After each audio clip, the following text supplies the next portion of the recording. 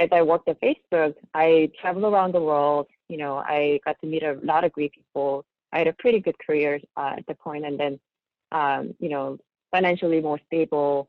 Everything that I thought that I wanted, I had it, but then I was still deeply miserable. And often what we do is that we just ignore and then just move on, thinking that, once I acquire something else, then it'll be fine.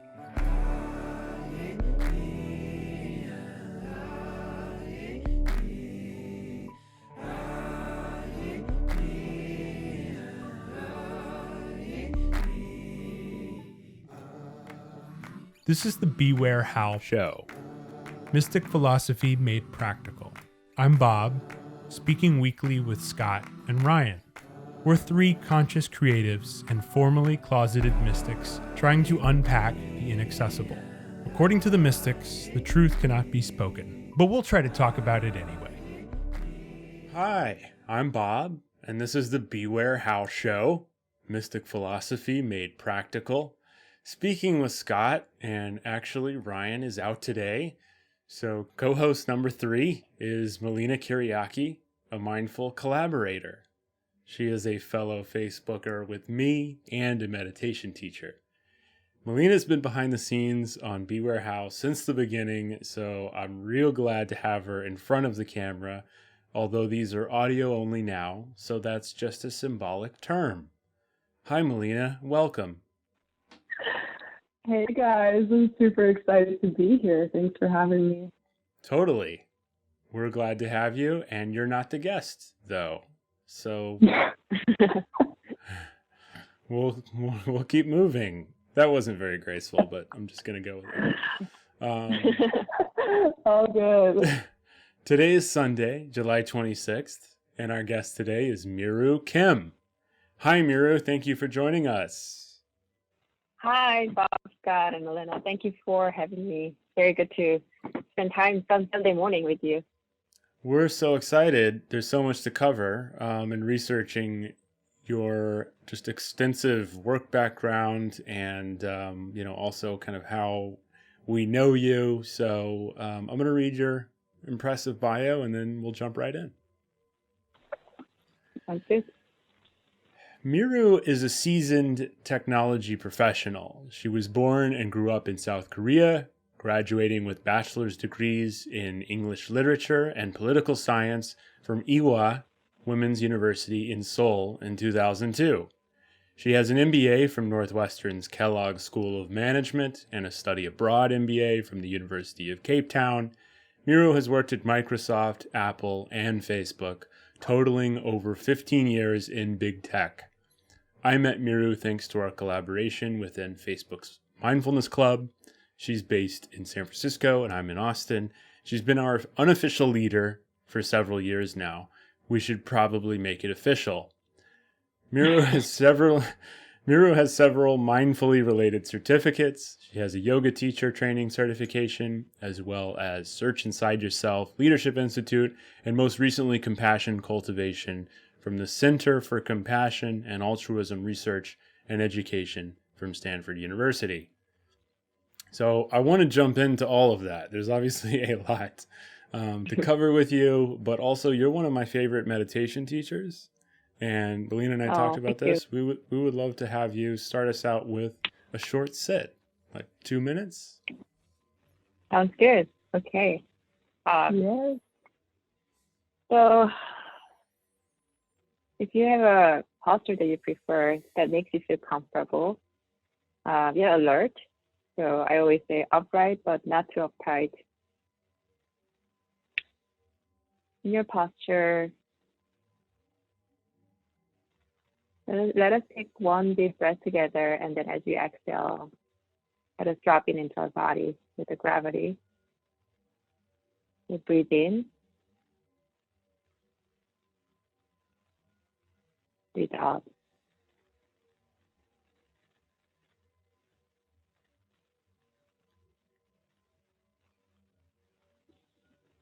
This felt quite good. So I would like to propose 3 more deep breaths in the count of 3.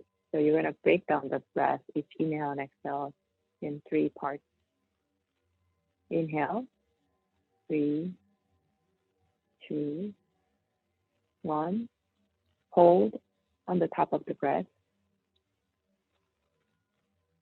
And exhale.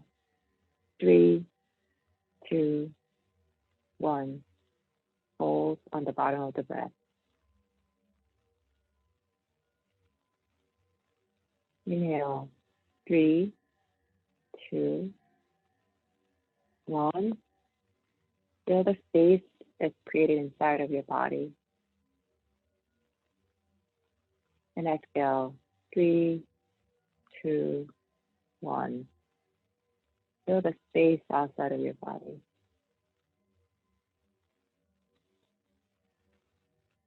Last breath. Inhale. 3, 2, 1. Hold. And this time exhale. Breathe through your mouth. 3, 2, 1.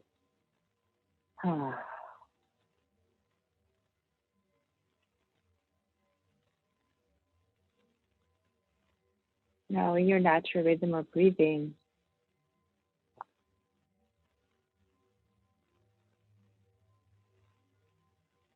feel all the tensions in the body has released or is releasing through your each exhale.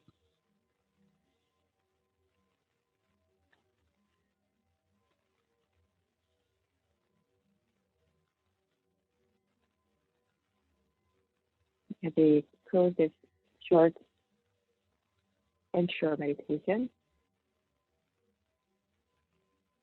kindly ask yourself, how are you? And see if anything comes up. How are you?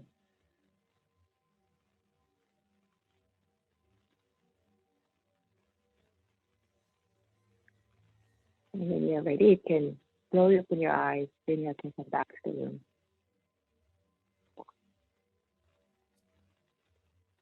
Thank you. Beautiful. Thank you very much. Yeah, talk about a moment to arrive. Yeah, exactly. There's a lot I have to do and running around the house to prep for 90 minutes of sitting here and the baby and the cooking and the coffee and the lighting, and there's a lot, so it's important to come together. Thank you. Yes, thanks. So there's a lot to get into, but before we really go over kind of tech and mindfulness, I guess if there's a theme today, let's start with your background. Yeah, I'll stick to. I don't want to make it like just my story. It's everybody has their own story, but I want to start from the story when I first encountered mindfulness in my career. So it goes back to 11 years ago. I think I was always curious as a kid growing up. My both grandmothers were Buddhist, so I'm feeling very natural being in the Buddhist temple because they would just go on Sundays. And in Korea, like in other Asian countries, the temples are everywhere. It's kind of neighborhood thing on like churches, so it's not really hard to get to. So I never thought of it as a religion because it's a kind of part of the culture. My mom is Christian, so she wasn't really active Buddhist temple goer, but she loved the ambience of it. So I have been, I think, always interested in the contemplative side of aspects of Buddhism, and then just the calm nature of it. But the time when I first really understood what it was 11 years ago in South Africa, in Cape Town. And that was when I did a study abroad from my business school. And the motivation of that business school study abroad decision was to just get away from really cold Chicago weather because, the school was right next to Michigan Lake and it was just so freaking cold every winter. So I was looking for some other places that I can spend the winter quarter. And I was very intentional of choosing a school in the Southern Hemisphere. So it had to be either Australia or South Africa where they speak English. So it was very not not grand reason. Scott has been stuck in Chicago for 7 years, so he knows exactly. Yeah, what's going on. Yeah, I was in that corner of Evanston, and so I got to go to Cape Town, University of Cape Town in South Africa for a study abroad there, and I took one of the courses I took was a leadership course, and I was thinking of it as something very typical of the business school class in the business school context. And I took already other leadership courses in US in health, and then it was just typical, like how can you be more strategic, how can you be a good leader, and it's all good, but it's not wrong. However, it was just nothing surprising. But when I went to this class by Professor Carlo, he invited, in the very first class, he invited external meditation teacher and made us meditate. And the next class goes, he invited improv actors, and we had to do improv. We had to share our stories, and then we had to make it as an improv. And then third class, went on kind of something very unconventional way as well. So it was a surprise every class. And about half through the class, most of the students dropped out because they thought that I'm paying a lot of money for this school. I'm not here to do this. This is not the leadership course I expected, and it was just so different. I stayed because I was it's simply just really, I was very curious about how this is going to go. And in the last class, he started sharing his story, why he actually devised the course in that way. And his story was that he's a so-called colored person in South African context, in apartheid. So his brother is white, but his mother was black. So he's born a crime like Trevor Noah. And he said that he spent a lot of time in his youth feeling very, very in anger against the system, against apartheid, everything, against the society, against the world. And South Africa was very isolated at the time because the government put a lot of sanctions against South Africa, other governments, because they were against the apartheid. But then even then, South African government, who was very strong about apartheid, segregation, they were trying to suppress those movements internally. And one day he was going through the New York Times or some the American newspaper, and he saw a photo of this black man standing right against the scrum of the police officers who are trying to suppress this some demonstration that's going on in the street of New York. And he noticed that this black man was trying to speak to the police officers. And the professor, then college student, thought that how can he do this? How can he even try to talk to the people who have killed or will kill his brothers and sisters or parents and their people? So how can you even think about talking to these police officers, the enemy? So he was so curious about it, and he decided that I have nothing else to do because school is off, because of demonstration and everything else. I would love to go to New York and meet this guy and then ask him how he can do it. So he worked for like 3 months really hard to get some money for airfare, and he wasn't from a rich family either, so he had only flight tickets, and then he just got on the flight, and then he went to New York. At that point, only thing he had was his name, the name of the person, black man, on the paper, and then where he worked. He was working in UN. So his professor went to UN office. As soon as he landed in New York, he went to the UN office building in New York, and he waited for the guy in front of the building for 4 days straight. So there was nothing else he could do. He was waiting and waiting, and through some marvelous coincidental event, he got to meet him eventually on the 4th day or 5th day, and he explained to him why he was there. And long story short, therefore he became that black man became his mentor. And then after spending some time with him in New York, a couple of weeks, the professor came back to South Africa, and he decided to actually dedicate his life to study and research about servant leadership, what it means to serve. And now he's actually one of those prestigious experts in servant leadership in South Africa and also in Europe as well. the point of the story was that after he came back, he actually looked at the legislation of the apartheid, the segregation law, from law perspective, and it's unanimously said that from legal perspective, it's a really well-written law. There's no logical arguments you can make because it's so well-written, because it's written by really smartest leaders in South Africa. His point was, to be a leader, being smart is good, but that's actually not. It's not that it's not enough. It's just it's not the right point to focus on. And if those leaders had understanding about what it means to be human, about the humanity, then they wouldn't have written that kind of law, right? So his point was, you need to know what it means to be human, and for that you need to know yourself, and that's what makes a good leader. So that was it's a long story, but that was so. I remember still that moment where my jaw dropped, because that was never the leadership framework that I've heard before in the American school context, or even in Korea too. And that made a huge impression on me. The funniest part is, after that, I didn't read anything about it right away. It made a huge impression on me, but I didn't know how to relate to it. I was just graduating from business school and then starting my career right after business school. And I was on that wagon of, typical business school graduates career track, that I want to be successful and going back to corporate America and maybe make an impression and then progress in my career.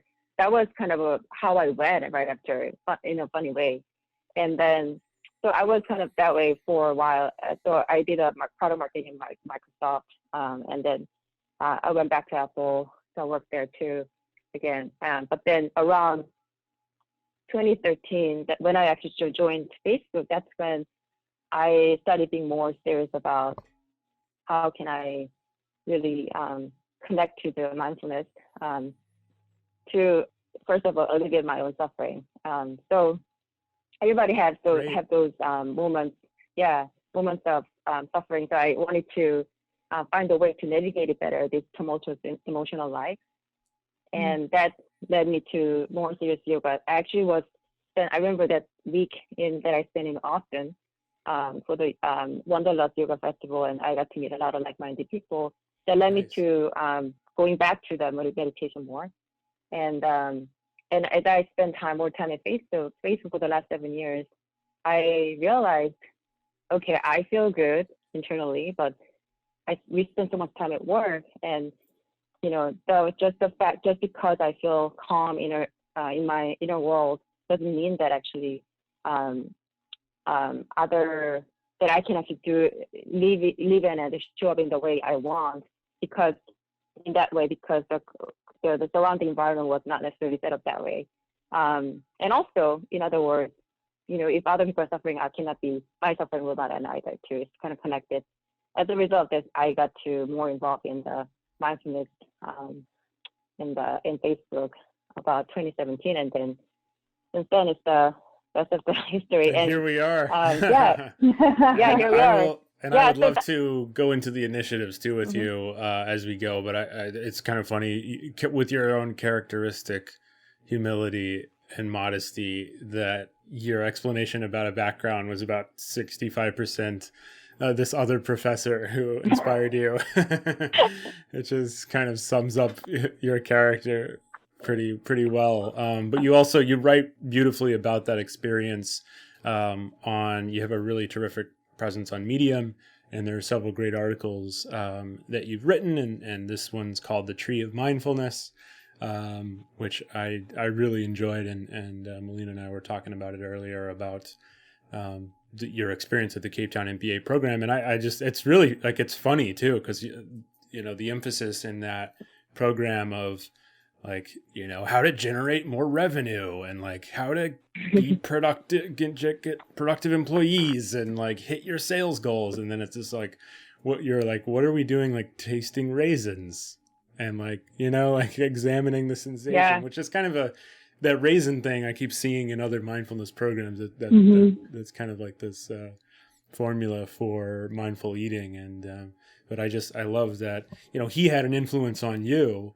And I think you're in many ways carrying the torch in our organization, because I'm sure there's plenty of people that don't have the background, that kind of stumble into something that you're facilitating and say, oh, wow, let me read that book and check out this practice, etc. So, may we all kind of continue the,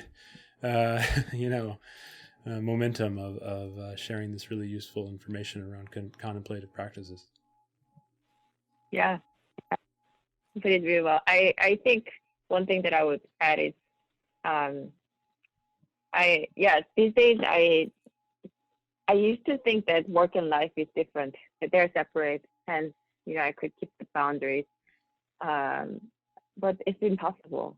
We are, when you go to work, we're also, when I go to work, I'm Miroo as a whole thing. Doesn't mean that I all kinds of emotional issues that I think to my workplace. I'm able to discern how to show up, what to show up, etc. However, it's always in the back of your mind, and that's when I felt that there are moments in my life that I wanted to also get away, like put everything in the corporate America, and I had a pretty successful career so far. So, but then put everything and then just go hide in the mountain and then maybe join monastery and then do my own thing. But at the same time, it didn't feel right. It didn't feel very genuine to me. I think for some people it works, and that's great. That's a really novel.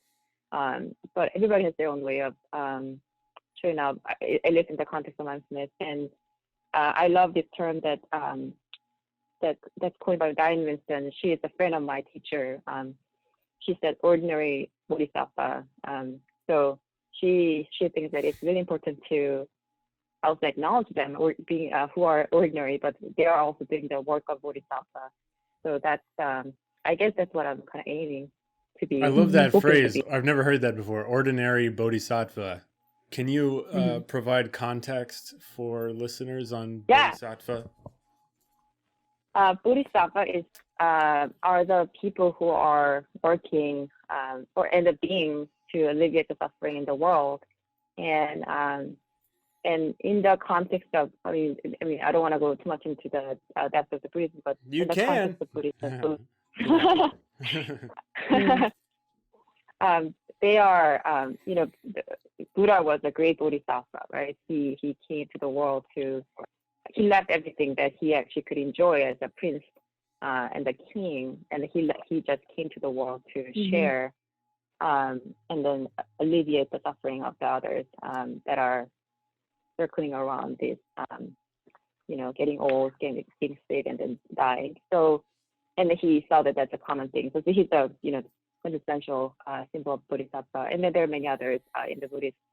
And also in Christianity, I think we see all kinds of bodhisattvas who are saints of compassion. Saints. Yeah. Exactly. So they are the ones who embodies compassion, and also don't just stay in their own state. They also show up in the world and then help other people. But in the context of Buddhism, bodhisattva was kind of considered those who are more working in the monastic setting, or they're revered teachers. But there are so many ordinary bodhisattvas out there. I consider all of you as bodhisattva doing this podcast too. And people always think that they're not doing anything for other people, but we are doing anything also for other people in this highly connected world. And ordinary bodhisattva, that word itself it's coined by Diane Winston. I don't know her in person, but my teacher, Pamela Weiss, she and Diane Winston has been using that word. And in fact, Pam Weiss, my teacher, she just had a recently published a book called A Bigger Sky. That's where actually people can find more references to the ordinary bodhisattva too. I think there will be many references to external resources throughout, because Miroo knows 1,000 people in this space. You've read every book, you've met a lot of people. You recently went to the Wisdom 2.0 conference? Yeah. Right? Mm-hmm. Yeah, where Byron Katie spoke, and these two know how obsessed I am with her. So Miroo is very submerged within this space. It's super cool. Goals. Yeah, thank you. To follow up on your story, I loved that, and I read the article earlier this week about it, and I wanted to like a little sentence in it that I wanted you to expand on because I found it really interesting, and so it's from that Medium article, and I wanted to read it. You said Yeah. the life driven by fear is utterly exhausting. Fear eats us inside. Without close attention to how my mind worked, the fear drove me constantly between attachment and aversion in life like a pendulum. I really liked that, and I was curious what, just like that, moving back and forth between attachment and aversion. Like, could you describe like what you meant by that? Because I think I know, but I'd want to hear it in your words. Wow, thanks for reading it, and thanks for pointing out to that point. The part.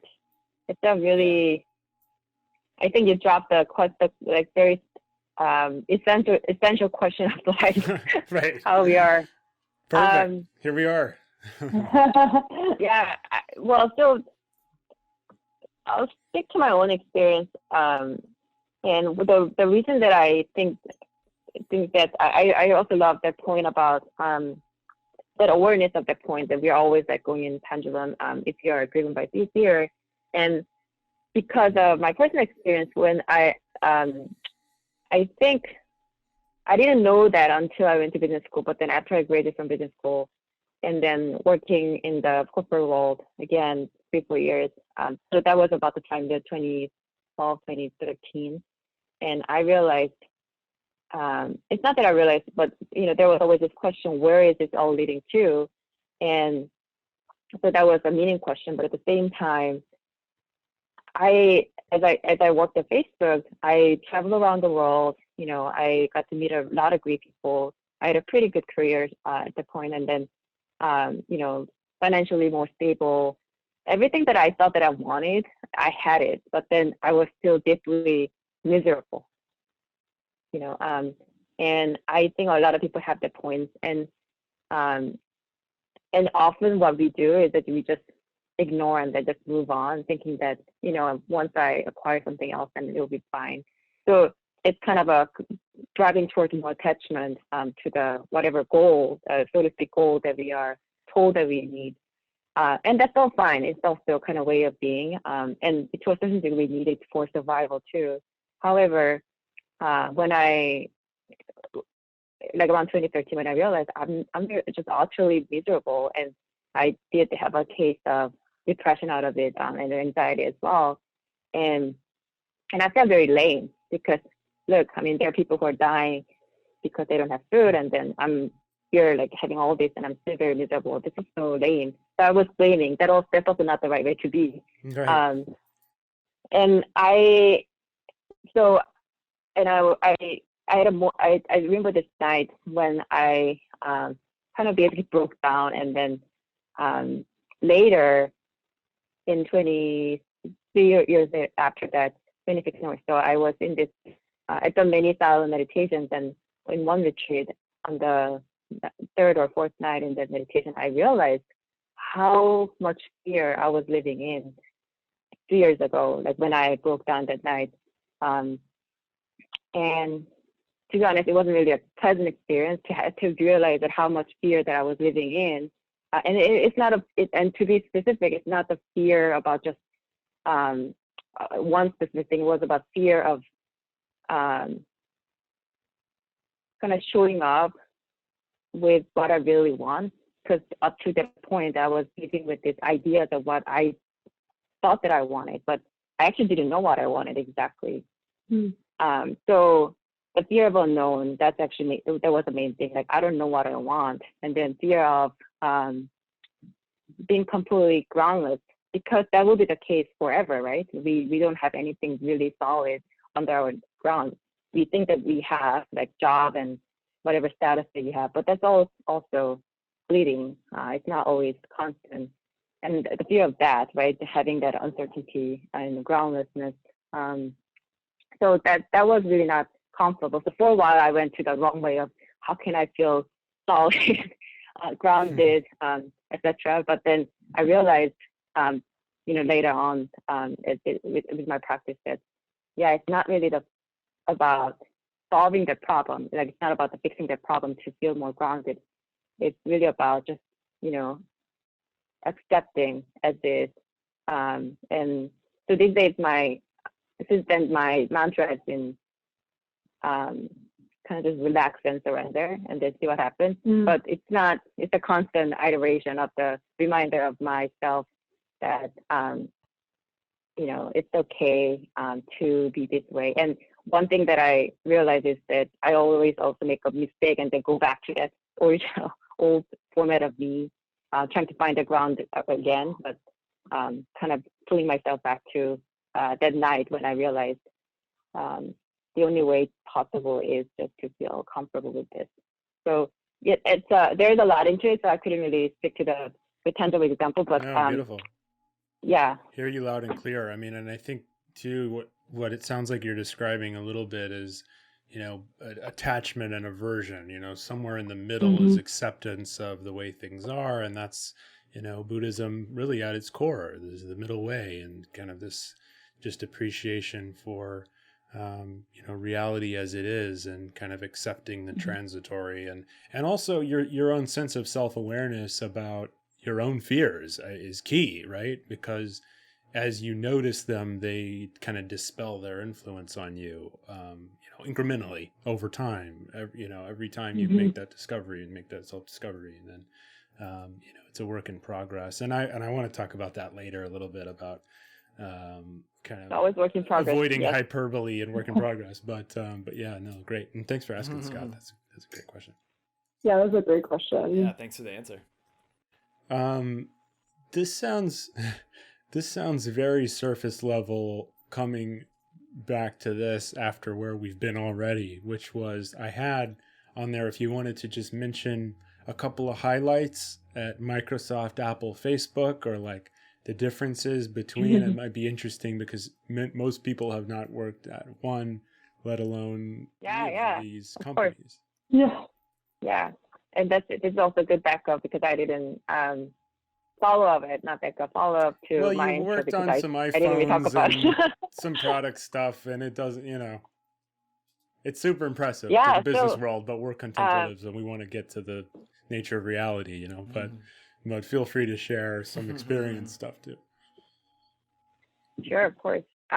So I never realized that I would actually go into tech industry. I majored in English and then literature and poli-sci in college. And but through some serendipitous events that I first started working at Apple in Korea in the marketing. And it will kind of reveal my age too, because it was 2002 when right after Apple announced iPod, a year after, and we just had iTunes. There were no phones, like nothing. Although later we were told that Steve Jobs was already working on it. But so it was an interesting time. And one thing that so I worked in Apple, just to summarize, kind of stepping back for the whole thing. I worked at Apple total 8 years, on and off. So I worked there for 5 years in the marketing first. And then after business acquired, back for another 3 years for operations. And in between, I worked in Microsoft for 1 year. And in the Windows Mobile team for Windows Phone. So it was Apple experience as a whole. It was interesting because I could see. I would say that's where my DNA as a tech professional has been formed, and I lived most of my I worked in most of my Apple career when Steve Jobs was still around, so it was heavily influenced by it. And I didn't get to meet him exactly. I had one chance that I got to meet him, but then I didn't really get a chance to work with him closely. However, the culture was that it was a very execution-driven culture, and people think that strategy was very simple. We make a good product, and then that's the rest of the story, and we just need to execute it to just towards that goal. And I think that was really, really influential because he always emphasized you got to really understand how to say no. There are so many things you could do, but you got to really, get rid of all the things that you shouldn't do or don't want to do, and then just focus on it. And then it will just clearly reveal what you need to work on. That was the culture, and and being in marketing, that always made me push to the like product-oriented thinking, and also how to how to talk to the customers or clients who are using our product, but not in a way that we're gonna push their feature. Hence, you're gonna get more value out of the money that you're paying. It wasn't ever that way. It was about what this does for you. That, and then if there is one or two things, experiential. Yeah. Then that was really the rest of the end of the story too. So cool. So so that was really good experience, and then operations as well. I worked on launching a couple of new iPhones. I was always in the new product launching team. So iPhone 4, 4S, and 5 were the products I worked on from the operations side. So what that means is that you get to really understand what happens behind the scene. I was working at TGI Fridays when you were releasing I was asking cooks where my table's Jack Daniel's burgers were at, because that's my important table too was for getting Daniel. Frustrated. That's very important for Daniel. Scott was delivering pizzas and his hair was down to his shoulders. Lena was a child. Hey, I guess older than all of you too. So for the person who's working on this, we work 18 months before the launch. So setting up the factory, setting up the processes, and making sure the product comes out in the according to design that was planned, etc., etc. So that was a very exciting experience, and also understand kind of a discipline, what it means to work from end to end, and then how can you actually see ahead before you do things. So instead of just trying to just create the kind of busy mode and then trying to get things done, like you got to pause and think about what does my current this prediction mean for the future, like 3 years out. So that was a good discipline to learn there. And Microsoft was interesting in between that. I joined right after the business school, and it was just simply because I was working at Apple only, so I wanted to have a very different experience from Apple in the tech side. And that was Microsoft from my mind, because it's such a big company, and it had a different business model. And I joined a team that's working on launching the Windows phone. I was really interested in mobile. And I need to remind you the context. This was 2009, so it was right after Apple launched the iPhone. So smartphone was a big deal. Not everything was mobile yet. So that was interesting experience. Yet the organizationally wasn't the right fit, so I left it. But yeah, it was really good. And and then I joined Facebook in 2013 for the mobile partnership team since then, and worked in the beginning for strategy analytics, trying to understand how Facebook should work with other companies in the mobile ecosystem.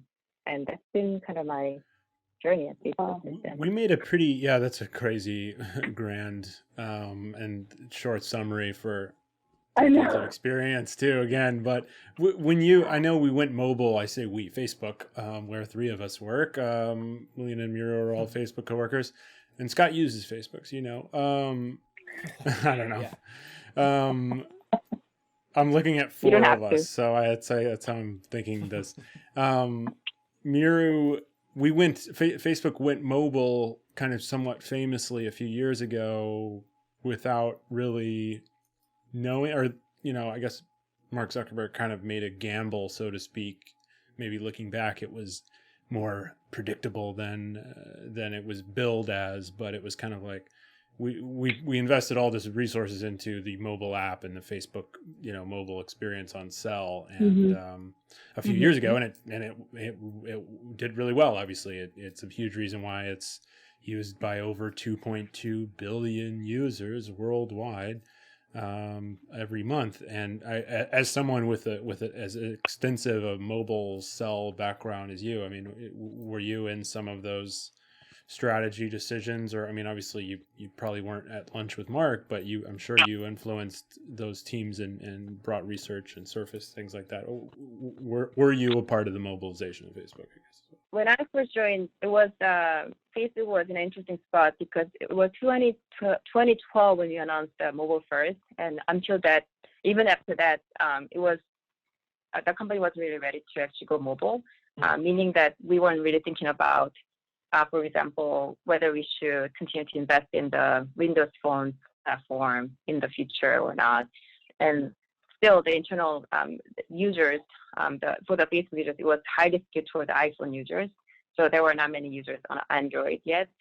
It sounds crazy now thinking that, but this was 2013. So a lot of data that we had was not correct. It wasn't reflecting the reality of the world.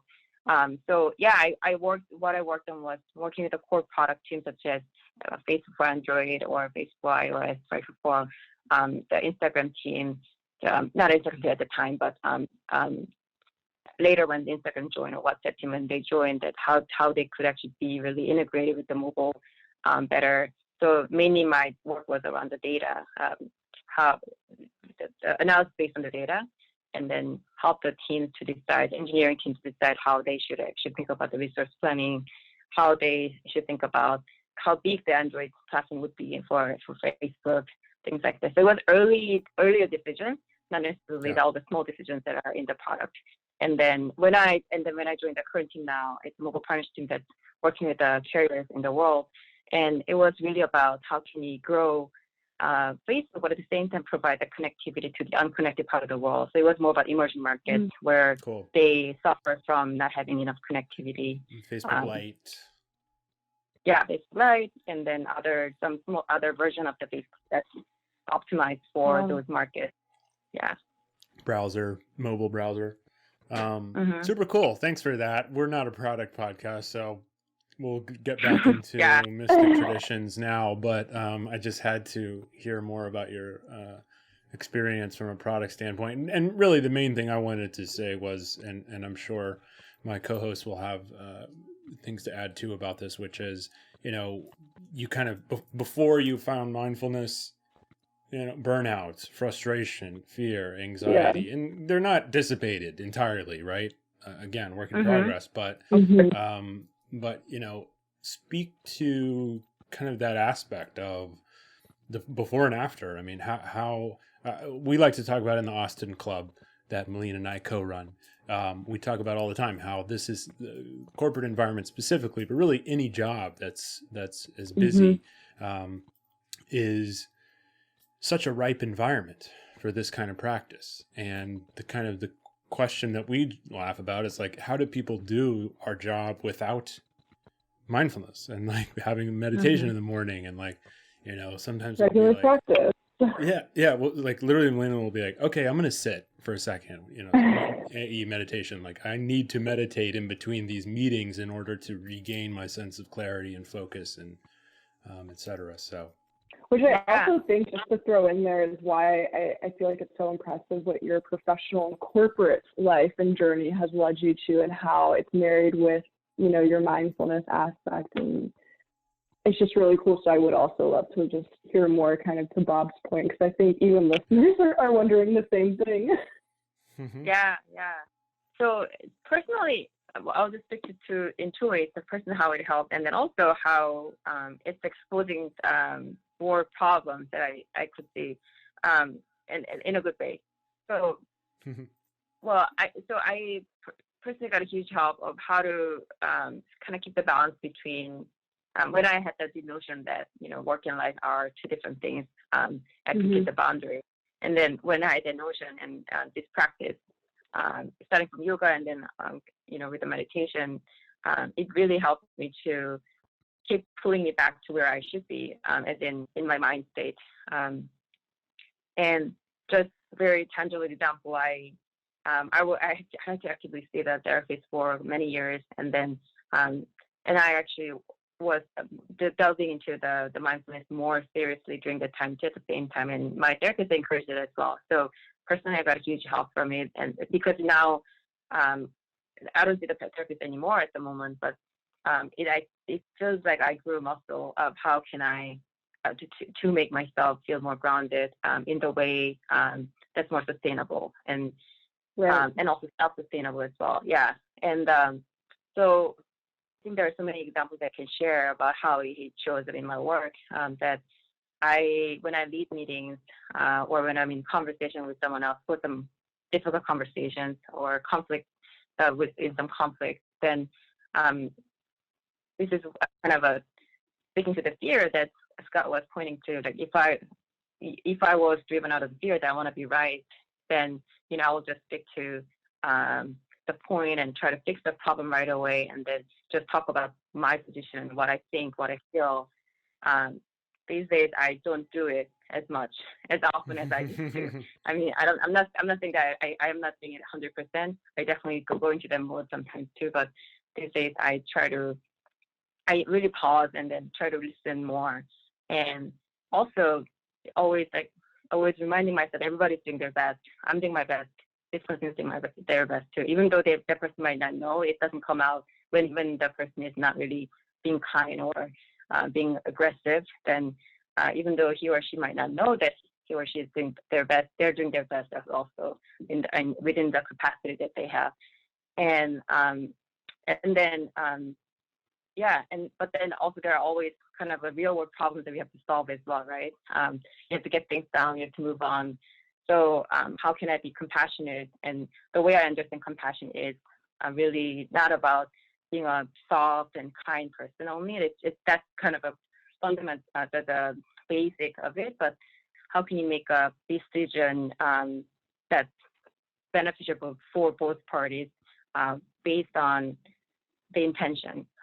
So because all of us are trying to do our best, like what's the best outcome of this? So it doesn't come necessarily in the kind words. Sometimes it could be a bit pushy or fierce, but then how we deliver it is actually where I find the value of the practice most. The thing that I could say, okay, we're going to go with this decision XYZ way. I wouldn't say it that way. So with the fierce compassion, then you can say, look, we all are on the same, but we all want the same thing. And there are things that we won't be able to meet, but this seems like the best option for us. And I understand some of you are not feeling quite aligned with this or feeling hurt by doing this decision, by acknowledging their emotions. But then we can talk about it and then make it better next time too. But we'll go with this decision. So it's not necessarily always kind to everyone. You cannot make everyone happy. Right. So that's how it shows it personally. That's really well said. Empathy, and I think when you're coming out, it sounded like too, when you're coming out of fear, you're coming from this place of like desperation, persuasion of like, no, we have to do it like this. God, we have to, like, oh, why can't you see it like that or something is kind of like the attitude. Whereas if you are coming from a place of mindfulness, then you can kind of zoom out a little bit, right? And see their perspective and have empathy for where they're coming from. And really, that's useful. Yeah, and people have when people are having that kind of conversation, either in personal setting or professional setting too, is that it's always the 3 points that are at stake, right? Am I loved? Am I liked? Or am I feel valued? Is my opinion? Am I respected, right? And am my opinion valued? And third thing is basically, am I a good person? So there are these questions that are at stake all the time. It's never about how can you solve the problem. It's actually those 3 questions that are fundamental and at the core of everything. So, usually people think that they would reach the outcome or decision everyone agrees or make everyone happy, but that rarely happens. So knowing that we might just disagree, but knowing that how we disagree is also important too, and how we contribute to that conflict or that situation. So knowing that, actually, that kind of the framework in my mind, based on the practice, really helps me to, not feel bad personally if I don't get what I want, or if I don't have a doubt that in that context I might have made other person feel bad, because I know that that's not my intention, and I try to do my best to not frame it that way. So that definitely helps. The other thing that also shows up is that I just see so much with the mindfulness in the corporate environment. I can sense so much more suffering of the individuals in the workplace and the team much better than before, and I cannot really ignore them anymore. That's why I I think what propelled me to actually keep doing this work on how can you be whole and more human at work. Fantastic. Wow. Yeah. Yeah. That'll very helpful for me. I feel like I've always had trouble in difficult conversations and like telling people things that I know they don't want to hear. And you're totally right. It's not about like the problem itself. It's about these underlying fears of, do they like me? Is it okay to say this? Are they going to hate me? Like that, it always comes back to those. And I need to hear and read your things more often so that I can get better at that, because and I know I'm not alone in that. A lot of people struggle with that. And it's kind of a realization maybe that of what those, like you said, naming those fears helps draw it out so that you can move past it and then have like the whatever, real conversation you need to have, I guess. Yeah. It's super hard, but I think that's why it's a practice, right? There's no perfection, it's just practice all the time. Yeah. Completely. I also really just appreciate the idea of, work and life not being separate, because I definitely fell victim to that and thinking, I can have my work self, super productive, super professional, and then obviously my foundational self is compassionate and very much in the present moment. And it's crazy how much of a clash, because I'm working Monday through Friday. My work self is my foundational self, and so it's nice just hearing it also from your perspective and where that passion comes in of bringing this to the workplace because of the suffering aspect. So I appreciate hearing that. Thank you.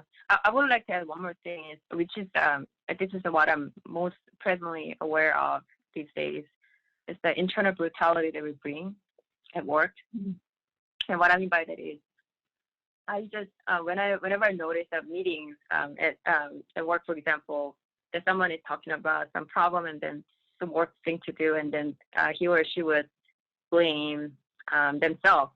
They don't say it that way, very explicitly, but what they meant to say is that, it's not that they meant to say even like but what I can read from their thing is that I'm not enough, I'm not doing well, I'm I can do better, but in a very self-deprecating way. And when you sense those like stuff that internal brutality you bring to yourself, and I feel it, I know it exactly, because I've been in that position too. And that's something that I constantly work on as a practice, and it just makes me so humble, feel humble that we're all in the same spot together. And then, but at the same time, knowing that we are also all not that person that we're thinking we are. My partner, he's also a Zen practitioner too, and he the other day shared a beautiful imagery in his mind that it's like there's an ocean, there's a sea, and we are on the surface. We are like swimming, trying to not drown, like trying to survive, doing all kinds of things we can do with everything we have. Like someone might have a surfboard, someone might have a big yacht, someone might have just a little panel that we're holding on to. But down under the sea, we're all Buddhas. We are just sitting in the bottom of the sea, very still, calm, but also, from the top of the head to the surface of the water, connected. That's how we are seen, or how we think that we are. But underneath, we're all Buddha. But we often don't think that, or a lot of us, of course, on the surface of the sea, don't really realize that we have that Buddha mind underneath. But once you have that, then it's a matter of how you come back and forth, because you cannot always be in the underwater too. We have to go up. Awareness of both. So I think that's really true. So when I see that in the meeting or in work setting, and my heart gets really tender, and this is suffering. Yeah, there's a component of even Facebook training that is now become integrated called Imposter Syndrome. And it's very real at Facebook, because people who work there, here, it's like they're like, oh my God, all these people are really good, and who am I? I'm just like, I don't deserve to be here, basically, is that like what that thought is. And so it's like built into our trainings to be like, you do deserve to be here. You're great, because it's such a like common trend in self-questioning at a kind of high performance company. So yeah, and I'm sure that the co-workers in Miroo's meetings are higher up the totem pole than I am, and they're surrounded by big shots all the time, and so they're thinking that even more. So I mean, I'm here walking dogs in the woods, and I have that thought too, imposter syndrome. So it's, I mean, you don't have to be working at a tech company to be, to have that thought. It's something it's that not creative exclusive. people feel that a lot. If you're creating, you could be a writer, you could be anything. And I don't know if it's happening more often in a modern time, because part of social media is that you get to see how amazing everyone else's life looks, and then you're like, what is my life? And so there's a lot of underlying comparative shame and insecurities flowing around. Just comparing yourself and and it doesn't have to be that way. Yeah, exactly. I want to read an excerpt from Miroo's writing. Can I do that? Yeah, please go ahead. We didn't weird, but... both plan that, but we all read your stuff.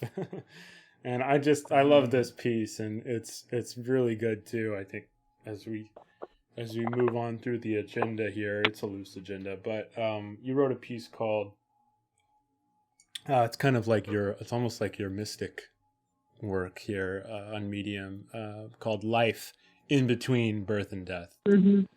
And it's really nice, and I really like this excerpt. You say, quote, "People often juxtapose life and death. However, if you think about it, life isn't at the opposite end of death. Birth is. Life exists in between birth and death. Each birth and death is simply a point. However, life isn't. Life is composed of many moments. The shocking part is that we aren't really present in those moments because we're so busy with regretting about what happened or obsessively worrying, planning about the future. If we aren't present in those moments, we aren't really living." Really nice. Yeah. That's yeah, go ahead. I was just saying, that's you put it a lot better than I ever have, but I've had that thought in my head that we focus so much on points in our life, like the moment of death, when there's this massive continuum of life and in between birth and death. And I love how you put that in that article. Yeah. I have to thank so many teachers that I had so far, and then I'm sure in the future for that thought. So there are two actually influences. One is my teacher, Eugene Cash. He's my meditation teacher. He's also the leader of the San Francisco Insight community, which I'm also board of. I recently joined the board. And he said, he pointed out one day in his Dharma talk that when inspiration is actually in Latin, it comes from a Latin word, and then it means breathe in, and exploration is breathe out. And so when we inspire, that means we're breathing in some new ideas and thoughts, right?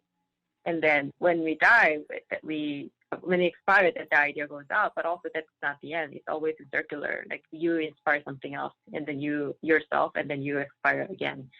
And in between there's a life. That's what he mentioned. I thought that was a really beautiful way of thinking. And the other point of influence for that is DJ Miller. He is a doctor, palliative care doctor. He's one of the first people who were involved in setting up the San Francisco hospice project and then hospice project.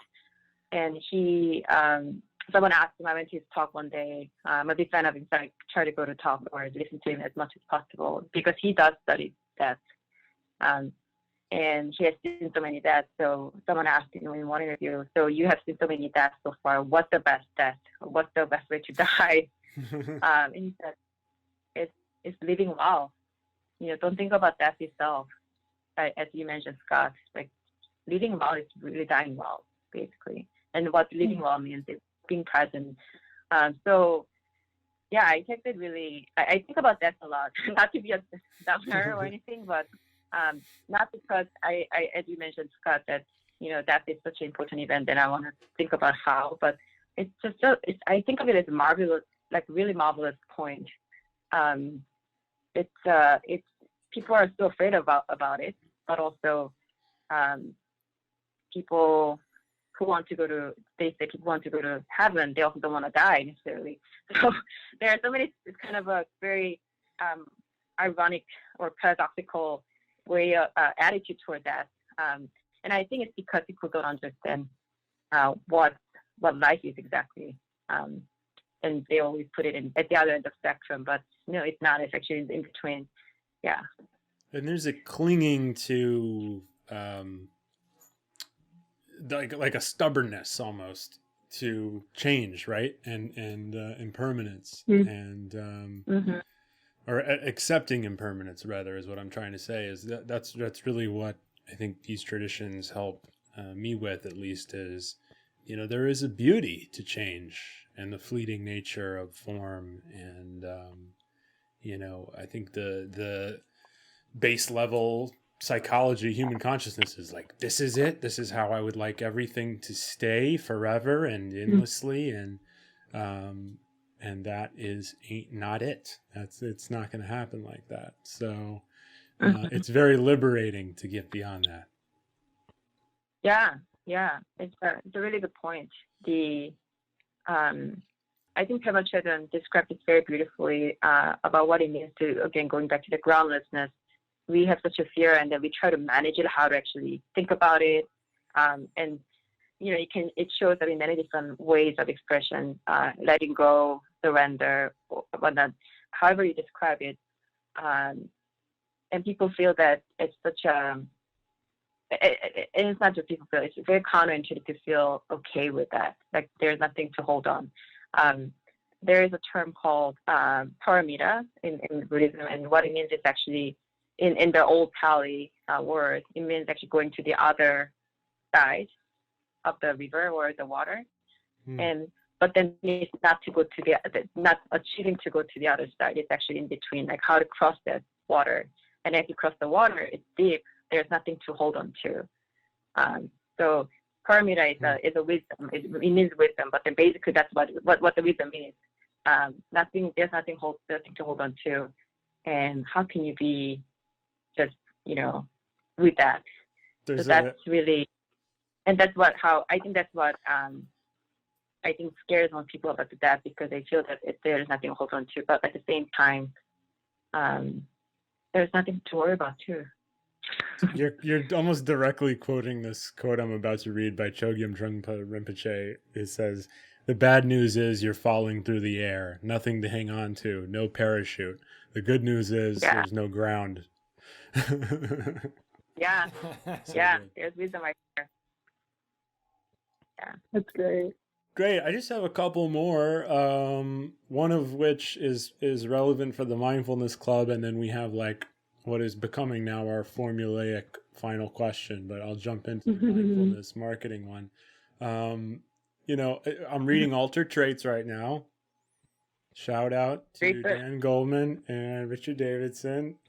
This is a book rec from Miroo and Search Inside Yourself. So we can talk about that program a little bit if you want. And I think what's useful about this book and about kind of the way that the Search Inside Yourself Leadership Institute, of which Miroo is a certified instructor, I think there's ways to market these techniques that are accurate and true to the kind of incremental progress one makes. And there's also, as these two, scientists, Richard Davidson's a neuroscientist, Dan Goldman's a psychologist who've been studying meditation for decades.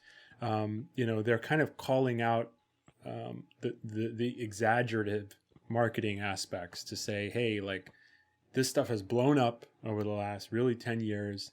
The research studies have come out, but also, there's more like click funnels and, you know, headlines and like all this like kind of enticing hyperbole about what these techniques can offer. And I think that is something we want to avoid.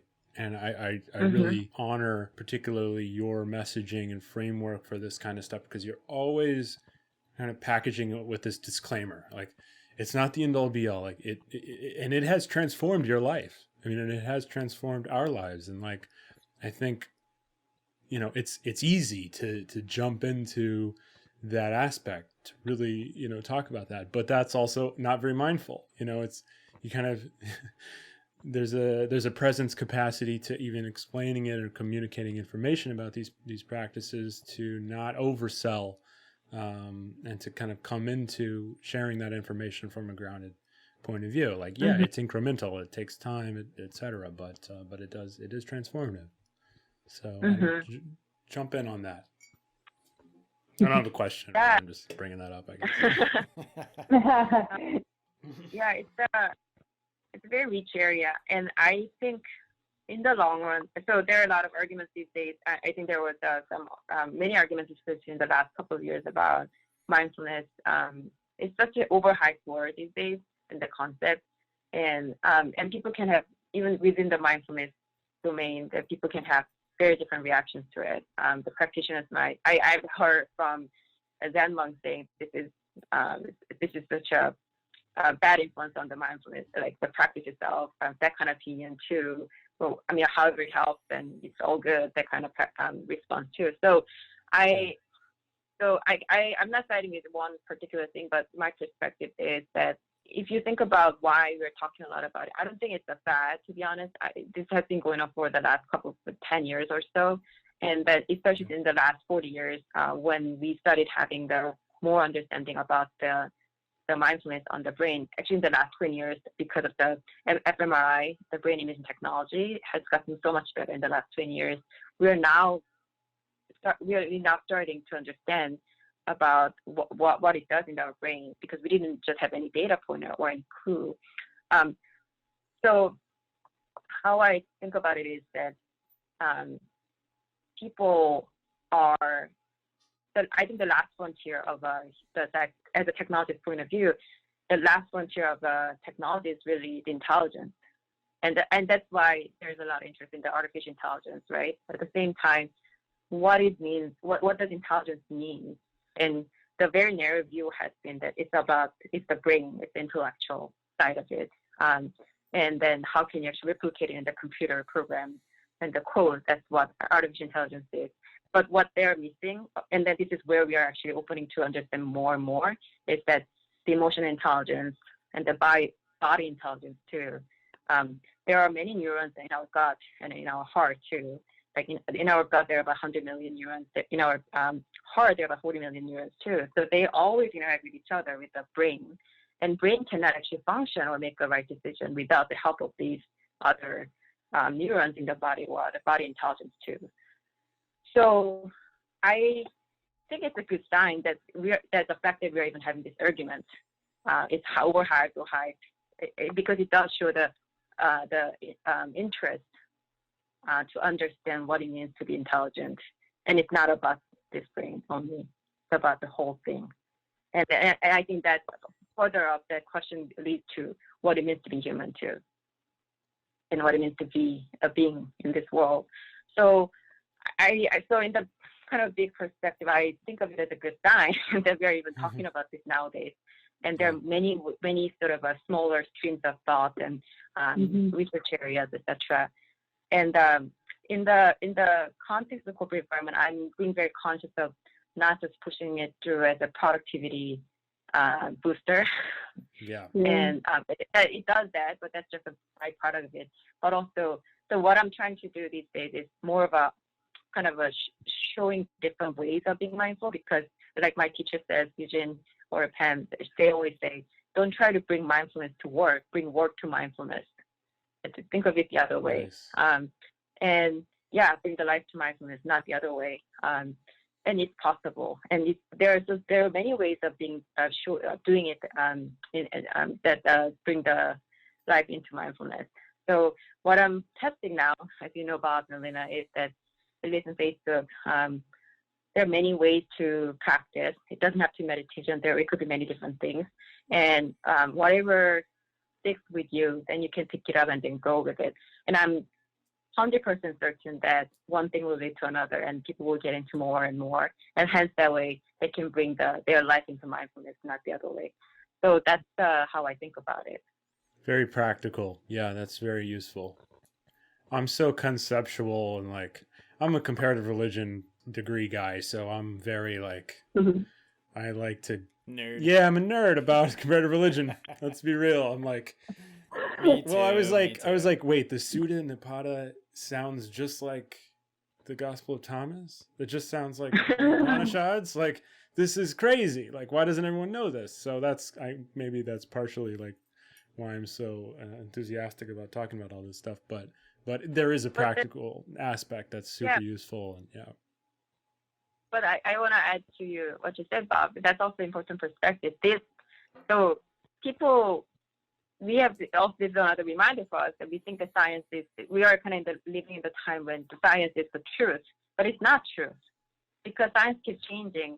The science is like we're discovering the evidences in data that can back up what we already knew in a way. Yeah. And this teaching been around for 2,600 years, right? So now we're understanding what it does, like very slowly in a baby steps, and then depending on what we discover, we could actually create so many different arguments, controversies too, right?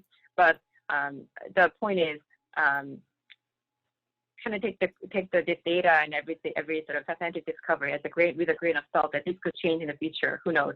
Like 40 years ago, I think people didn't think that smoking in the plane was not a bad thing. We now know that it's a bad thing, so nobody does it. It's the same thing, I think. So there will be constant development, but then that perspective that from one religion to the other religion, they were already sharing the same thing, and it has been a common theme in human history for so long. I think that's something. Totally. I'll hold if anyone else wants to bring up something. But my next question is basically just like personal practice. If y'all want to share about that, we're getting there. We're like the last 5 to 15 minutes. Okay, cool. Yeah. Yeah. Do you have personal practice? Like, what do you have? What's your routine, or how can people do this? My practice, I do have a long sit in the morning, about depending on the day, but about 30 to 40 minutes in the morning. That's really my training every day. And then throughout the day, I do actually practice mindful listening in the meetings. Mindful listening, just so you know, Scott, they both of them got the training, so I think they know, is paying full attention to the other person speaking without any verbal confirmation, so that give full undivided attention to the person and not interrupting. So that's also a big part of my practice day to day in an integrated way. And I do sit in the evening before sleep, shorter time, and about 15 minutes or so. And I have been weekly. I'm part of the Sangha, the meditation community in San Francisco. So that's been a big backbone of my practice as well, the community. And that's, I think, one thing that I discover now within my practice over many years. What I discovered as the power of the practice is that doing it together. And as you know, at Facebook, I also run the daily meditation, the group. So we rotate each day, and then we offer the space.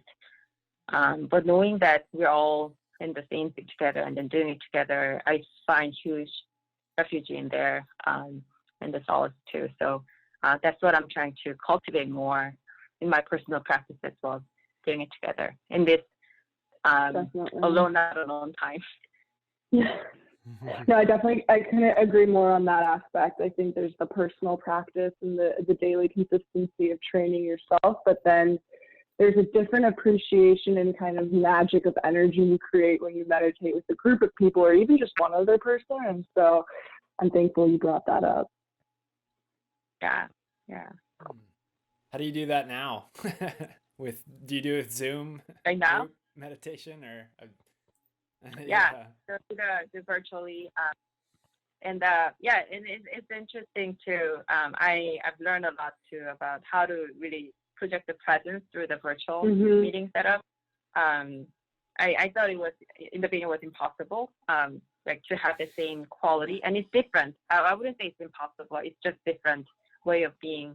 But there is a huge value actually just to be able to do it virtually. I wouldn't compare it. It's better or worse to the actual. It's just different. And yeah, the virtual does work, surprisingly. Yeah, I'm like nodding my head a lot right now because Bob and I went through our own little issues when we first went virtual and work from home and everything. And I just remember telling him it's not the same, and I feel like I'm glitching. I feel like no one can hear me. He's like, this is all part of the practice. He's like, just let it come up. If there's glitches, let it come up. It's part of the practice. And so you're right in the sense where it's definitely possible. But now I'm at a place where I can't compare the two. They're just not comparable. One's virtual, one's in person, and they each have their own pros and cons. Exactly. And lately, since the COVID started, I've been doing a lot of practice called Tongmin. So my practice has been influenced by many different things. I would say mainly it's Theravada, but also the other certificate course that I went through, compassion cultivation training, is heavily based on Tibetan practice. So I have a lot of teachers in Tibetan tradition as well, which I find really helpful for the heart practice. And Tongmin, for those who don't know, it's an active compassion practice. So it comes with the breath. We breathe in. You can think of a specific person or any kind of abstract being. You breathe in their suffering, and then you transform it and then breathe out as a light or the wish for the person or being. So it's a very transformative practice, and it doesn't, in a way, if you think about comparing religion, it's similar to the prayer. But I found it very integrated because we do it with the breath. So that's what I've been practicing a lot. In the evening practice, I just do a lot of Tongmin. That's great.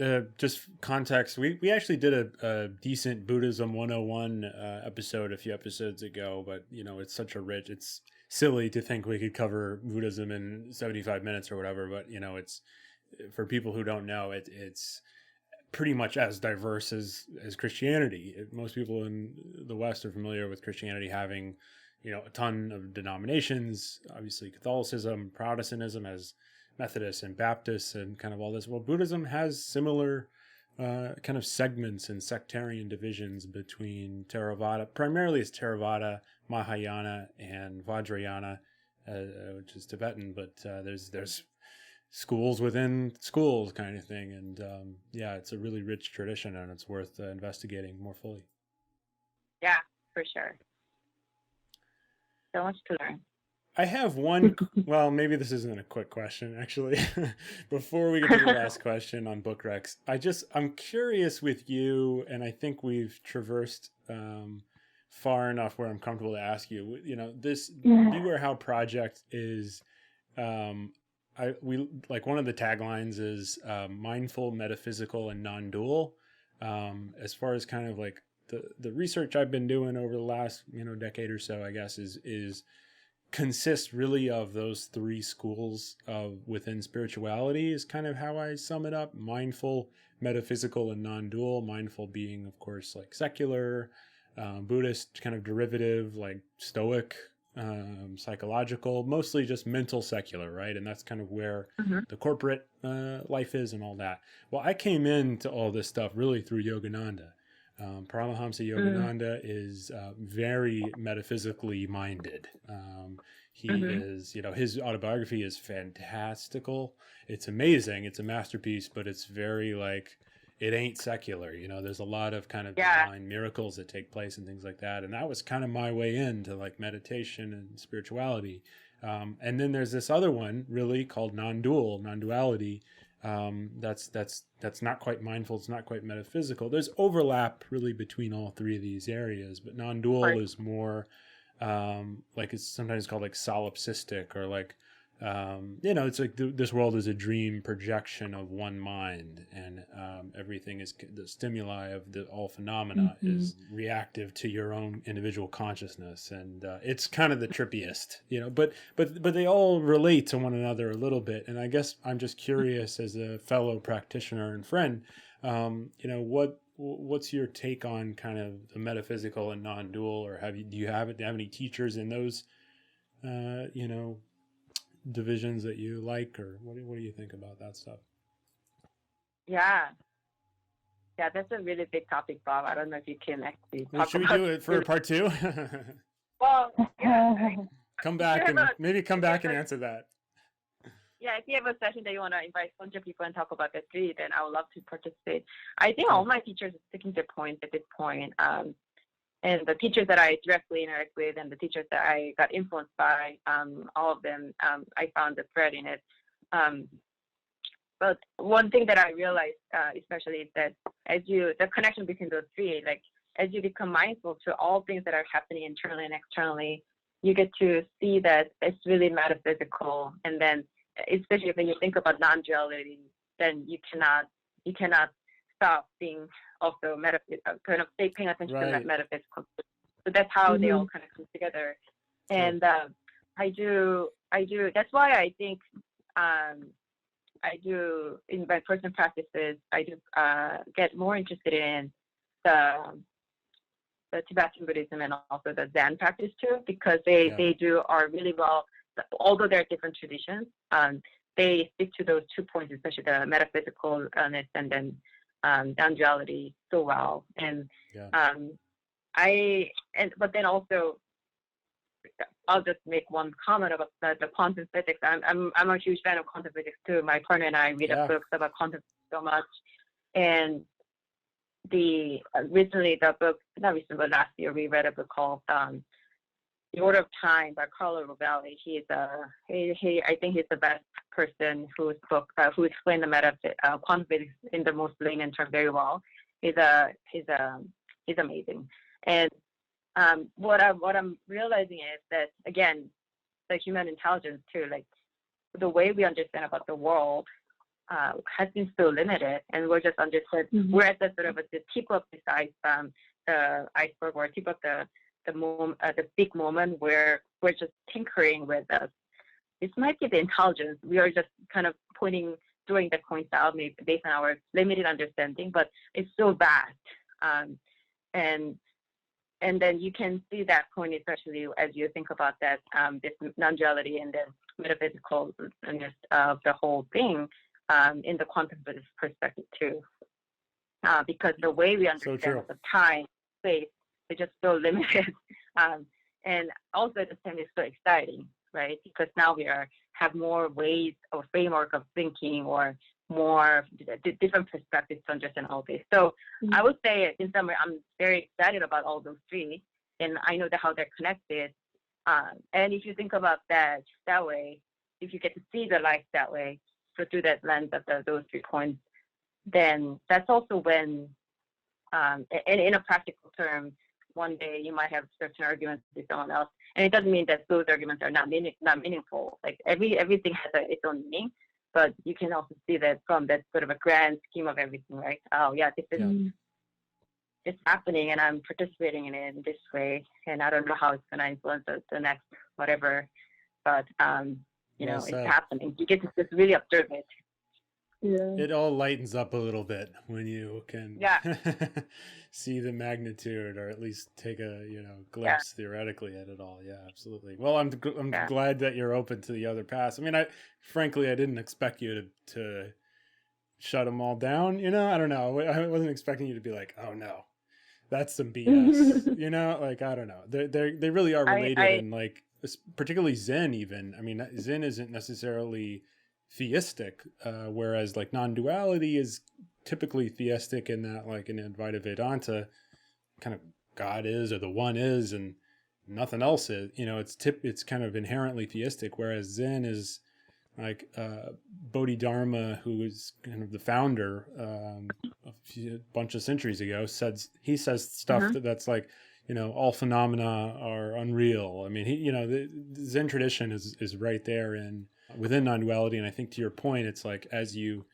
continue with these practices and continue the exploration of your own awareness and your own observation, you start to get, hints of or experiential kind of realizations, or, it gets less preposterous, put it that way. Yeah. Yeah. Cool. You've given us a couple recs, but the last question really that we're doing now is like, favorite book or multiple, like kind of obscure and mainstream. Like who do you think generally like more people should be aware of, is kind of how I like to frame it.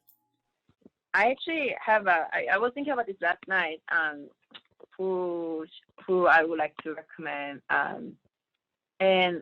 or the books.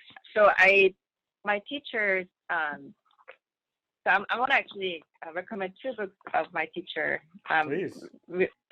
More relevant for the how to be mindful in our workplace or in our life, but they go in depth too. So the teachers I directly interact with are there are four teachers that I directly interact with for my practice and continuing practice too. So using Cash, Pam Weiss, they are the leaders of the Physical Insights. And recently, Pam Weiss published a book called A Bigger Sky that I mentioned just briefly. And I just finished reading it. It just came out last week, and it was such a huge help, and also offers new perspective about how to incorporate the femininity and the masculinity in the practice.